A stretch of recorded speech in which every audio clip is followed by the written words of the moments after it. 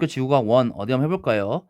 자, 이번 시간에는 우리가 지난 시간까지는 별을 알아봤다면 이제 그 별들이 갖고 있는 별들을 중심으로 돌고 있는 행성에 대한 얘기를 해보도록 하겠습니다. 태양계 바깥으로 한번 나가볼게요. 먼저 외계 행성부터 얘기하도록 하겠습니다. 만약에 이제 별이 우리 지구랑 멀어진다면, 가까워진다면 그 별이 내뿜고 있는 빛이 이동하게 돼요. 빛의 파장이 짧아지거나 길어지는 도플러 효과가 일어나는데요. 특히나 별과 행성이 공통질량 중심을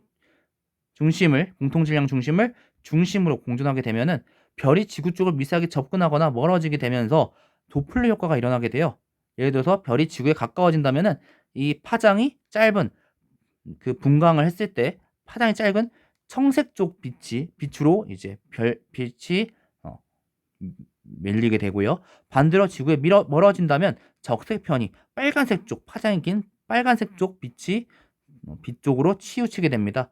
근데 아까도 말했다시피 별과 행성이 공통질량 중심을 공존하고 있어요. 별이 지구에서 가까워진다는 것은 행성이 멀어진다는 얘기하는 거고, 별이 지구에서 멀어진다는 건 행성이 접근하고 있다는 걸 얘기하는 거죠. 즉, 이 주기를 관측함으로써 우리는 공전주기, 행성의 공정주기를 알 수 있을 거예요. 또한 별 주위를 공전하는 행성이 우리 지구를 기준으로 별 앞면을 지나가게 되면은 순간적으로 별빛을 가리면서 별 밝기가 감소하는 식현상이 일어날 겁니다. 그때 그 식현상이 발생하는 주기를 관측하면 행성의 공전 주기를 알 수 있을 거예요. 이번에는 아인슈타인 상대성 이론 한번 이용해 봅시다. 뒤쪽 별에서 나온 빛이 앞쪽 별의 중력에 의해서 굴절됩니다. 이게 마치 렌즈 같다고 해서 중력 렌즈 현상이라고 얘기하는데요. 특히 앞쪽 별이 행성을 갖고 있다면 행성 또한 중력을 갖고 있기 때문에 별빛이 뒤에 있는 별의 빛이 굴절되는 정도와 꺾이는 정도가 추가적인 변화가 일어나게 돼요. 이를 통해서 앞쪽 별에 행성이 존재하는지 여부를 또 알 수 있습니다. 이렇게 추가적인 변화 일어나는 현상을 우리는 미세 중력 렌즈 현상이라고 얘기하고, 이걸 통해서 행성이 있는지 없는지, 앞쪽 별, 뒤쪽 별에서 오는 빛이 얼마나 추가적으로 꺾이느냐, 앞쪽 별에 의한 중력이면 이 정도 꺾여야 되는데 얼마나 더 꺾였느냐, 얼마나 더 추가적인 변화가 있느냐에 통해서 행성의 존재 여부를 알 수 있는 거죠. 자, 외계 행성에 의해서 외계 생명체까지도 한번 얘기해 보려고 해요. 먼저 생명체가 있으려면 그 조건부터 있어야겠죠. 생명체를 탐사하기 위해선 그 조건부터 얘기해 봐야 될 것 같은데요. 별의 주변에서 물이 액체 상태로 존재할 수 있는 거리의 범위를 우리는 생명 가능 지대 혹은 골디락스 지대 혹은 골디락스 존이라고 얘기합니다. 태양계 같은 경우에는 지구만이 이 생명 가능 지대 혹은 골디락스 존에 속하는 행성인 거죠. 예를 들어 중심별이 주기혈성인 경우에는 이 질량이 큰 별이면 별일수록 광도가 커지고 이 골디락스 존, 생명 가능 지대가 중심별에서 멀어지고 폭이 넓어지는 특징을 갖고 있어요.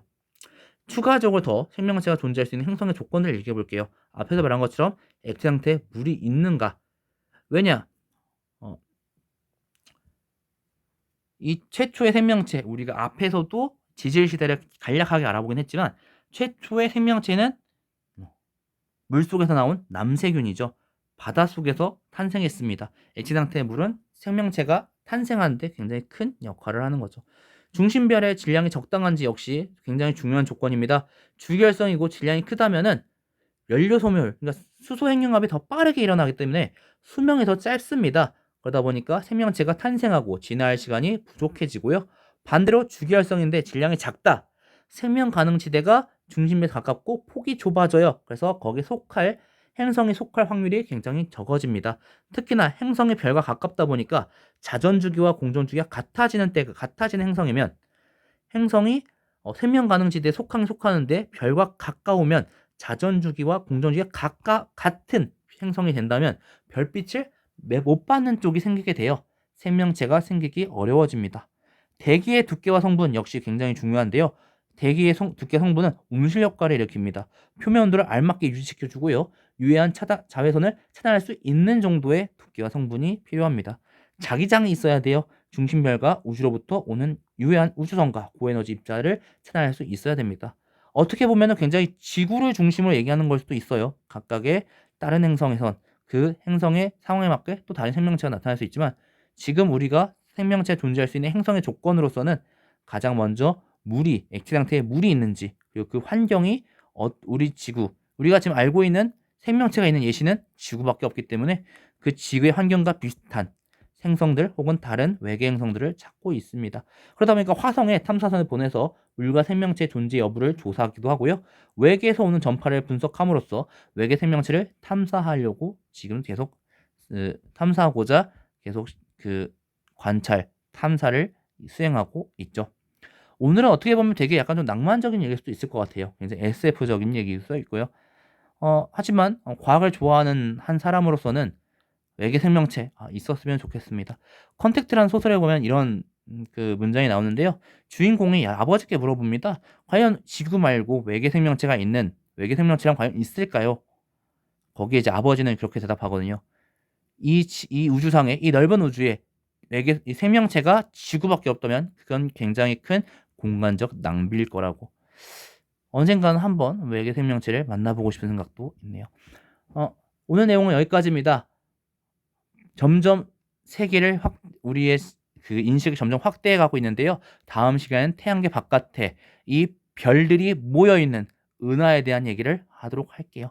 오늘 너무나도 고생하셨습니다. 다음 시간에 뵙도록 할게요. 고등학교 지구과학 1 다음엔 어디부터 볼까요?